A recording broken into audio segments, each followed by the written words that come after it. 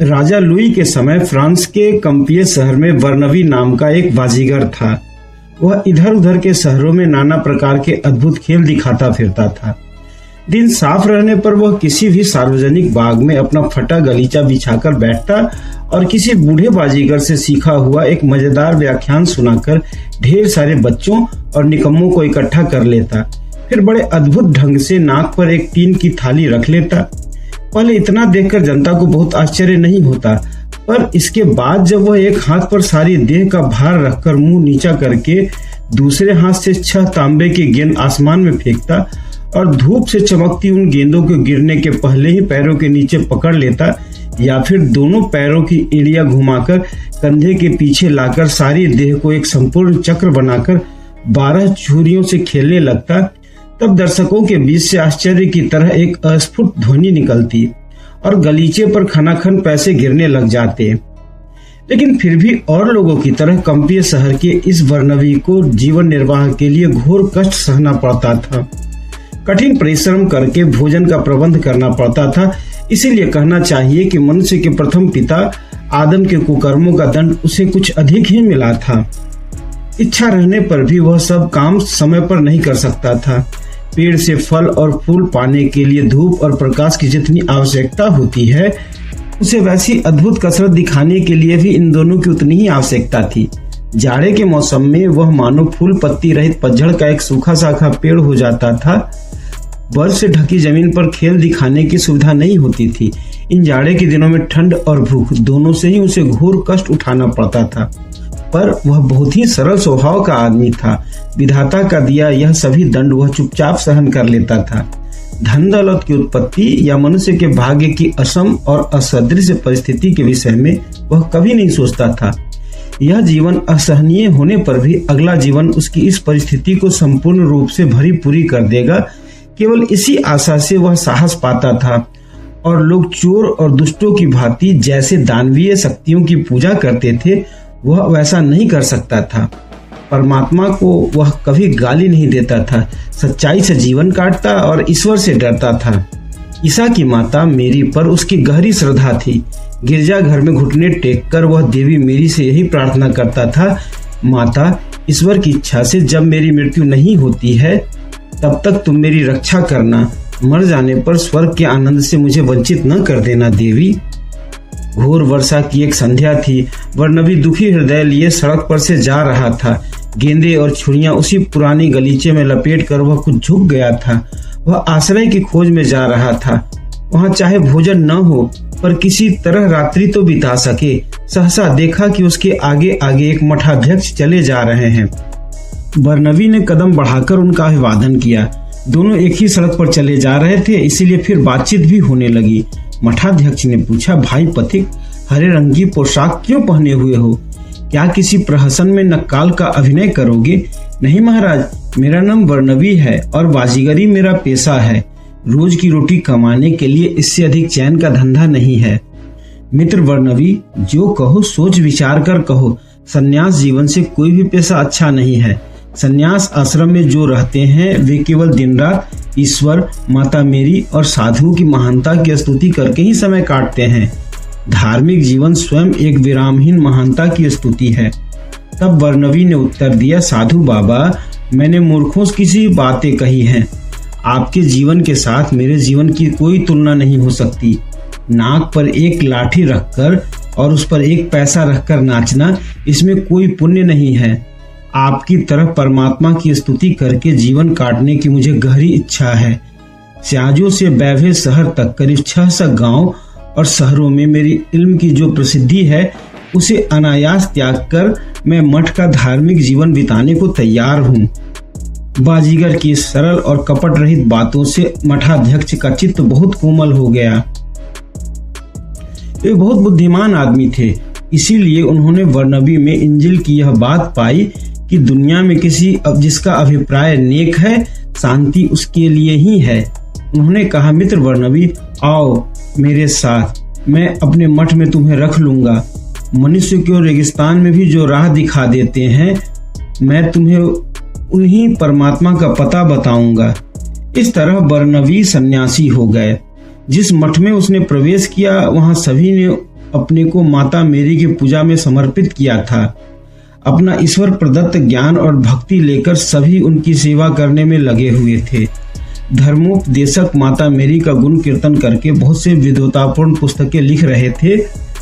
Morris उन सभी पोथियों की बहुत सुंदर अक्षरों में चमड़े के कागज पर नकल कर रहे थे। अलेक्जेंडर उन कागजों के पृष्ठों पर नाना प्रकार के सुंदर कलापूर्ण छोटे छोटे चित्र अंकित कर रहे थे। सोलोमन के सिंहासन पर स्वर्ग की रानी बैठी है। उनके चरणों के पास 4 सिंह हैं। रानी के चेहरे पर ज्योति मंडल है। उनके चारों ओर शांति के द्योतक 7 फाख्ताएं प्रकट कर रही हैं। भय, करुणा, बुद्धि, शक्ति, उपदेश, ज्ञान, विवेक उनकी 7 सुनहली सखियां हैं। विनम्रता, विवेचना, अकपटता, निर्मोह, सेवा, कौमार्य और आज्ञाकारिता। रानी के पैरों के पास नंगी देह की 2 श्वेत सुंदर मूर्तियां प्रार्थना करने के ढंग से बैठी हैं। वे अपनी अपनी आत्मा की भलाई के लिए देवी से प्रार्थना कर रही हैं और एक पृष्ठ में प्रथम माता ईव का चित्र है। पत्नी ईव का पतन और माता मेरी की विजय एक ही पृष्ठ में अंकित है।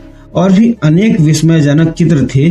संजीवक जलपूर्ण कुआं, झरने, कमल, चंद्रमा, सूर्य का प्रमोद उद्यान।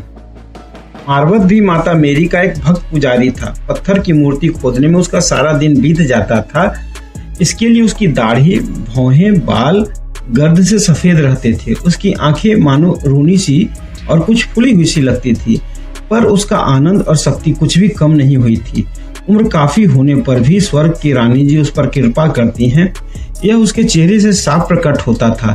सिंहासन पर बैठी हुई और ज्योति मंडल से घिरी हुई माता मेरी की मूर्ति उसी ने बनाई। उसने पैरों के पास गिरे अंचल से देवी के दोनों चरण ढक रखे थे, क्योंकि उनके विषय में इंजिल में एक साधु ने कहा है, मेरा प्रियतम दीवार से घिरे वन की भांति निर्मल है। वह कभी देवी को सुंदर शीश के रूप में बनाता था, मानो वह मूर्ति यही कहना चाहती हो, मेरे गर्भस्थ समय से तुम ही मेरे ईश्वर हो। मठ में अनेक कवि भी थे। वे लैटिन भाषा में गद्य तथा पद्य में देवी मेरी के लिए स्तुति गीत रचा करते थे। पिकार्डी से और एक साधु आए थे। वे भी मित्राक्षर और बोलचाल की भाषा में देवी की महानता का कीर्तन करते थे। उन सबकी देवी की सेवा में इस तरह की प्रतिद्वंदिता देखकर वर्णवी अपनी असाधता के लिए बहुत ही दुखी होता था। मठ के निर्जन बाग में अनमने भाव से चहलकदमी करते हुए ठंडी सांसें लेकर कहता था, हाय मेरा दुर्भाग्य है, सहयोगी भाइयों की तरह मैं भी क्यों अपनी देवी की सेवा नहीं कर सकता। हाय मैं बिल्कुल मूर्ख हूँ, पढ़ा लिखा नहीं हूँ। मैं प्रभावशाली व्याख्यान नहीं दे सकता, धर्म कार्य की बात नहीं लिख सकता, चित्र नहीं अंकित कर सकता, मूर्ति नहीं बना सकता, मैं कुछ भी नहीं कर सकता।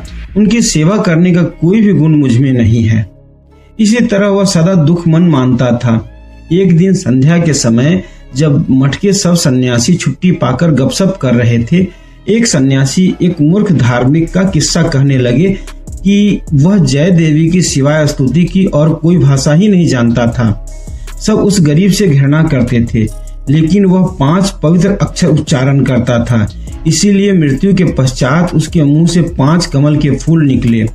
इस किस्से से देवी मेरी की प्रीति भरी करुणा की बात सुनकर वर्णवी बहुत आश्चर्यचकित हो गया। पर इस पुण्य की मृत्यु के किस्से से उसे रत्ती भर के सांत्वना नहीं मिली, क्योंकि उसके हृदय में एक उत्साह का ज्वर आया था।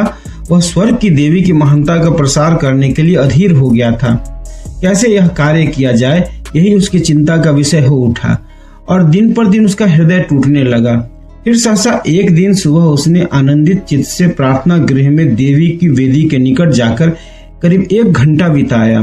दोपहर को भोजन के बाद फिर वह वहां गया। उस दिन से प्रार्थना गृह में जिस समय कोई भी नहीं रहता था, उस समय उसने वहां रहना शुरू कर दिया। सन्यासी लोग जब अपने अपने काम में व्यस्त रहते, तब वह भी किसी एक काम में लगा रहता था। अंत में उसका दुखित भाव हट गया, परिताप और वेदना दूर हुई। उसका ऐसा भाव देखकर सब सन्यासियों को कौतूहल हुआ। वे आपस में पूछताछ करने लगे कि वर्णवी अब नियमित रूप से एकांत में बैठकर क्या करता है। मठाध्यक्ष का काम था सबके काम और स्वभाव पर कड़ी दृष्टि रखना। वे भी वर्णवी क्या करता है यह जानने को उत्सुक हो उठे। एक दिन वर्णवी प्रतिदिन की भांति प्रार्थना गृह में बंद था। तब वे सब इकट्ठे होकर द्वार की दरार से देखने लगे कि बात क्या है।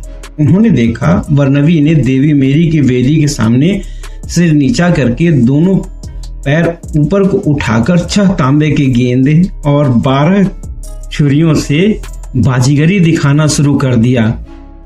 उसने जिन खेलों में पहले प्रशंसा पाई थी वह उन्हीं खेलों को ईश्वर की माता को दिखा रहा था। वह जो कुछ भी जानता था सब का सब देवी के निकट निवेदन कर रहा था। यह रहस्य न समझ पाकर 2 सन्यासियों ने वहीं से चिल्लाना शुरू कर दिया, यह क्या, ईश्वर के मंदिर में अनाचार। मठाध्यक्ष तो वर्णवी के निष्कलंक हृदय की बात जानते थे, पर उनको भी लगा कि यह आदमी पागल हो गया है। वे तीनों वर्णवी को प्रार्थना गृह से निकाल देने के लिए जा ही रहे थे कि देखा ईश्वर की माता वेदी की सीढ़ी से नीचे उतरकर थके हुए बाजीगर का पसीने से भींगा माथा अपने पवित्र नीले अंचल से पोंछ रही हैं। तब मठाध्यक्ष भूमि पर साष्टांग माथा टेक कर कह उठे, जो सरल हैं वे ही धन्य हैं, क्योंकि वे परमात्मा का दर्शन कर पाते हैं। आमीन कहकर दोनों बूढ़े सन्यासियों ने भूमि का चुंबन किया। धन्यवाद।